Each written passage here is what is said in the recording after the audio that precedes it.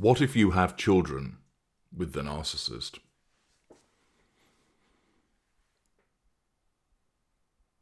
As you may be aware, I undertake consultations, both audio and email, with individuals who are victims of my kind, narcissists. A common scenario that arises is that the victim has been in a romantic relationship with the narcissist and has had children with that person. Commonly, in these consultations and of course in comments that I see across my various platforms, there is the cry, but what if you have children with the narcissist? How can I do no contact because I have children with this person?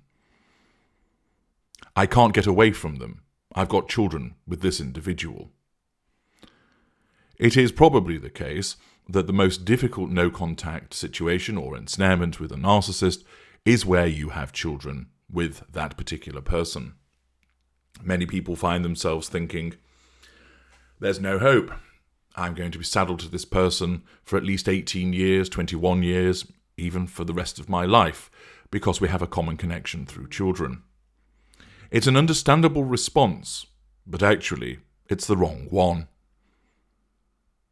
Where you find yourself in an ensnarement with a narcissist and you have children, it's common to feel that there is no way forward. There is no opportunity to be able to resolve the situation satisfactorily, save shoving the narcissist under a bus. You face difficulties in terms of the narcissist keep harassing you because they want to see the children.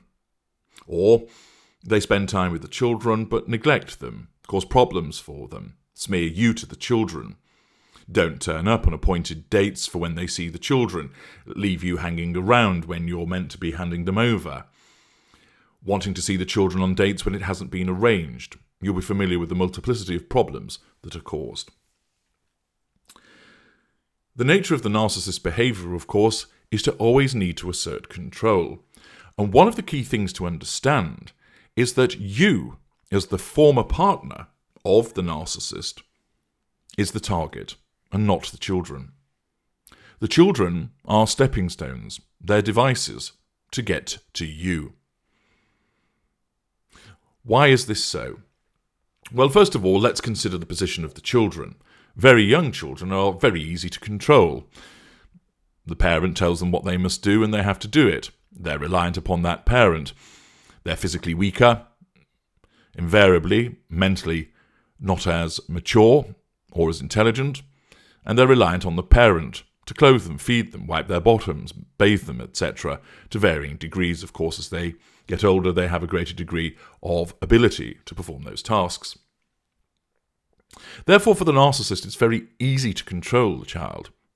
Fuel is, of course, provided by a child, but they are non-intimate secondary sources, meaning they rank moderately in the fuel matrix. Character traits can be obtained from children. For instance, their achievements become commandeered by the narcissist, particularly as they become more accomplished, perhaps in their teenage years. And there are residual benefits, namely the presentation of the facade of being a good parent, utilising the child. However, when compared to the former intimate partner primary source, namely the ex-spouse, ex-partner, the child's usefulness fades and pales into insignificance. Why so? Well, first of all, there is the issue of the control, and invariably the ex-spouse can prove more difficult to control than a child, though not necessarily so. With regard to fuel, the former spouse is always preferred. The ex-intimate partner primary source, or the former intimate partner primary source, has the most potent fuel, and that's why, invariably, subject to circumstances, the former intimate partner primary source is often not left alone, and especially so when it comes to children. This is because the children act as a Hoover trigger. They remind us of you, and therefore you come up on our radar. And the narcissism, invariably unconsciously, since most narcissists are unaware, then decides, have we got control of this person? No? Then we must get control of them. And it will go to the direct assertion of control first to consider this, because control can be obtained that way, along with fuel, and the promise of some Extremely potent fuel from a former intimate partner primary source is a prize that is often sought. Furthermore, you continue to provide character traits, and you can also provide residual benefits. You, as the former partner, can provide residual benefits in terms of money, providing a child-minding service, giving a lift to the narcissist, taking the children for their injections and so forth, allowing the narcissist to unconsciously pursue other interests. You also contribute to the facade by demonstrating that they're involved with you and the children in a meaningful way. This can also add up to preserving the facade. So when there's a comparison between you and the children, you, as the former intimate partner primary source, pose a much more attractive target. And that's why the narcissist continues to be involved with you.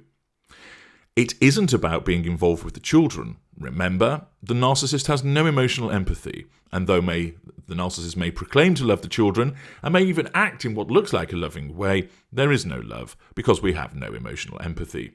And you should listen to my video, Do Narcissists Love Their Children?, to understand more about that.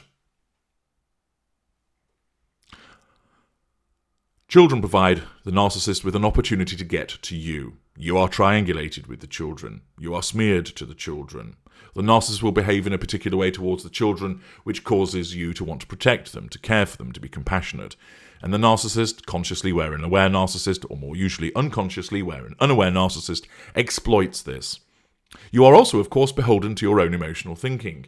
It's invariably very high, because, even though you are no longer in a relationship with the narcissist, you enter many of the arenas because you're still having communication with the narcissist, you're doing things in relation to that narcissist, you talk about the narcissist with other people, for instance the children or other family members, and repeatedly think about the narcissist, being plagued by their behaviours.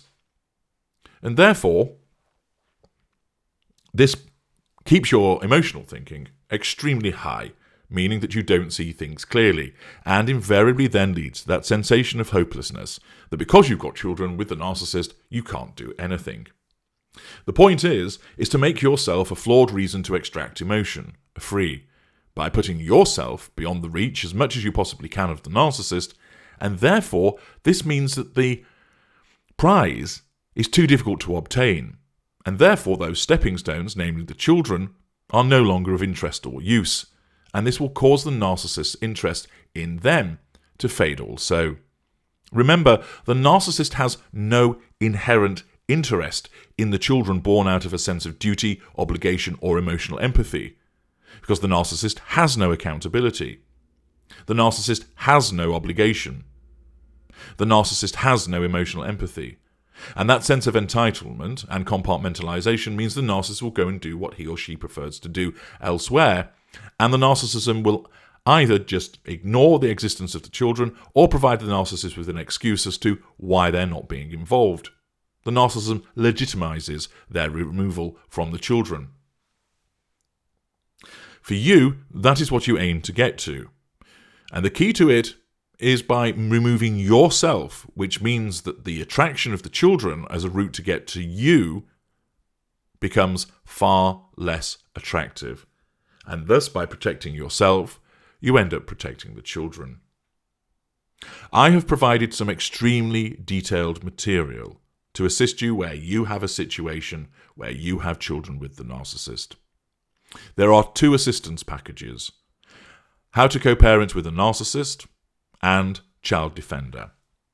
You'll find that material in the Knowledge Vault. The link is in the video description below. Many people have availed themselves of this excellent material, which has provided them not only with knowledge, but a host of practical tips to ensure that they are able to successfully either implement a total no-contact regime where they have children with the narcissist, or an almost no-contact regime. There is far more that you can do than you actually realise.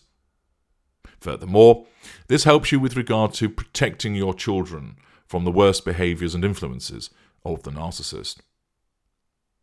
I commend them to you and recommend that where you find yourself in a situation where you have children with the narcissist, you avail yourself of that material.